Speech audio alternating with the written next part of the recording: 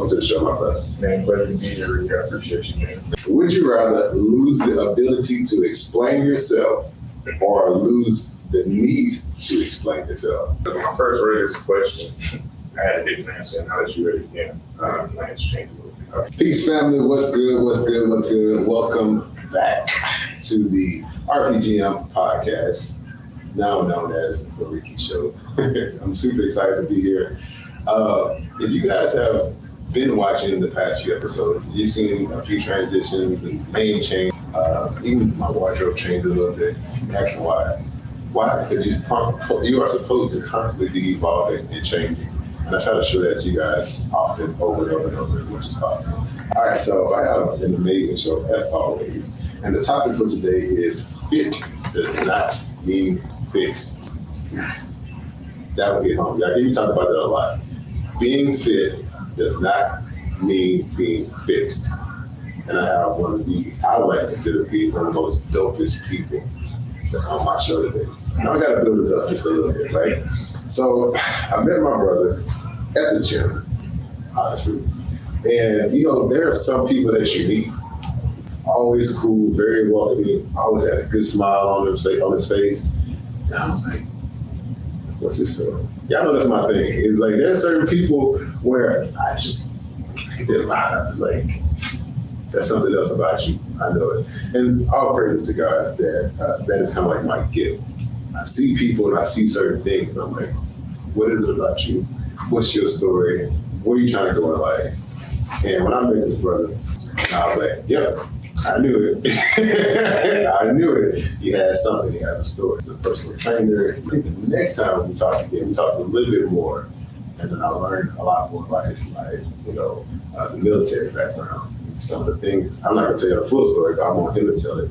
But that just made me realize, it's like, man, you look at a person and think that they have it all together. Because if you see him on a regular, like, man, he's fit, he's young, he's like to whip somebody, but he's cool at the same time, right? But he has a real story that's going to change your life because it changed his life, right? So I want to introduce my brother, good friend now, my man, Chris Mitchell. Welcome to the show, my brother. Man, glad to be here, Rickey. I appreciate you, man. Man, I'm happy to be here. You know, honestly, brother, I want to make sure that I set the tone right. You know what I'm saying? You're an awesome person, man. And I think that's my, not even think I know, that is my God-given responsibility to uplift people, right? So now, I'm gonna make sure I represent you. Yeah, I'm gonna introduce you properly, you know what I'm saying? And the more I know about you, on the next show, I'm gonna do a doper introduction. All right, Chris, so again, welcome to the show.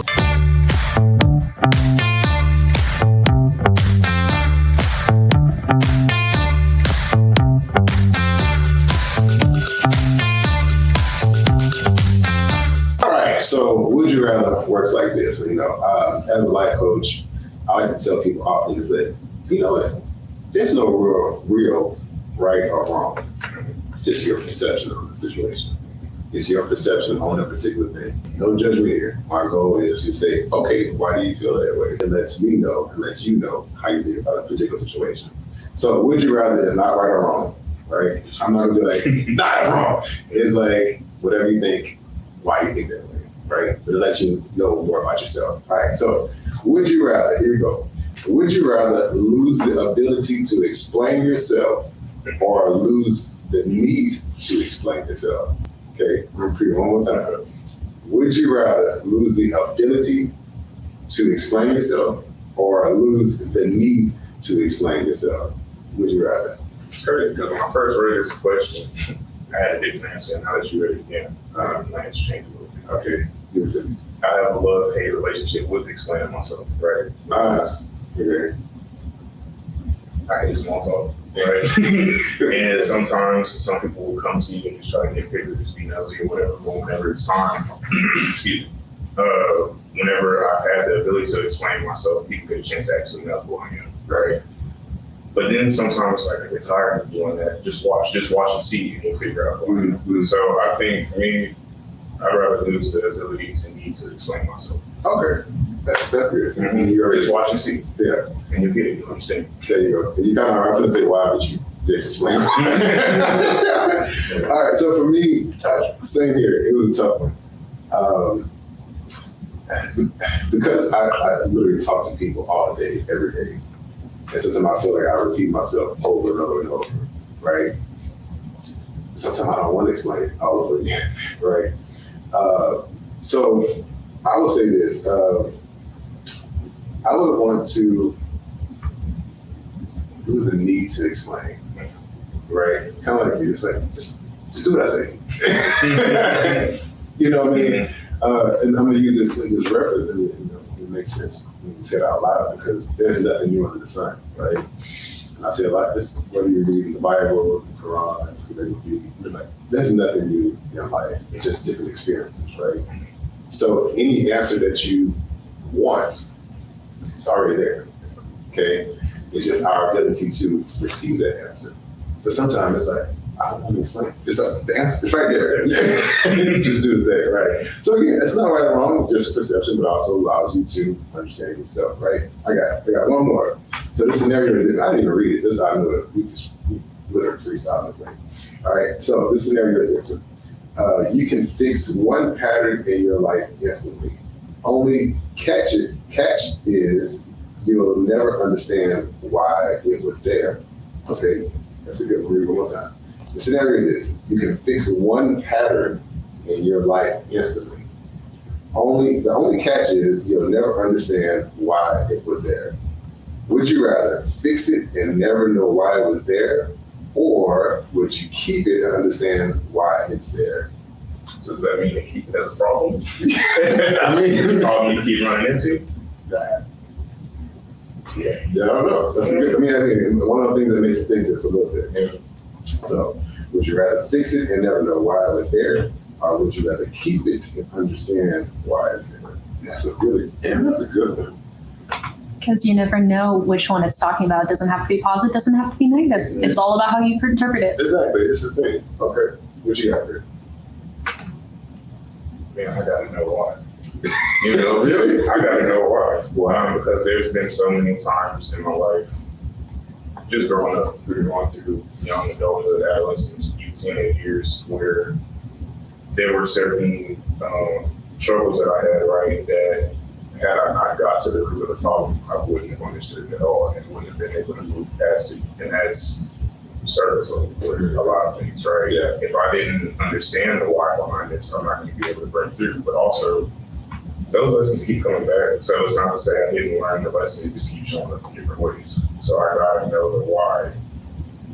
You're never going to know what it was like the other way, or not to know it, or to have that problem before then when it can come onto that problem and see the issue. I like that. Okay, I'm gonna play the devil's advocate just a little bit with this one. Okay, again, it's not very wrong. It's just perception here. All right, so let me tell you why I chose. I'd rather fix it and never know why I was there. Very controversial, maybe, but I understand life, but I don't understand life fully. You'll never know, right? You never fully know. You just know that you experienced a particular thing, right? So because I know that there's always going to be something that's going to happen, right? That is the answer. Well, it's going to happen. No matter what happens, it's going to keep happening. So I don't really need to understand why it's happening. I just want the ability to fix it when it happens. So no matter what pops up, I'm fixing it. I'm just saying why. And we both have tons of stories as to why, like, I know this thing happened. I just want to be able to fix it when it does happen. Just kind of talk about outside earlier about your neck. I mean, we'll talk about it. But yeah, it's just the ability to fix it. So my mindset now is I want to be able to fix whatever happens. I don't have to understand why it happened. I don't have to know the full, chemical makeup or the physiological or the mechanical makeup of whatever thing. I just want to fix it. That's my thought. Yeah, that's my thought. All right, good. Okay, so we have one more. This is actually one of my favorite. I just found out today we're both musicians. He's a producer. Okay, I know. So this one is called Rhythm and Real Talk.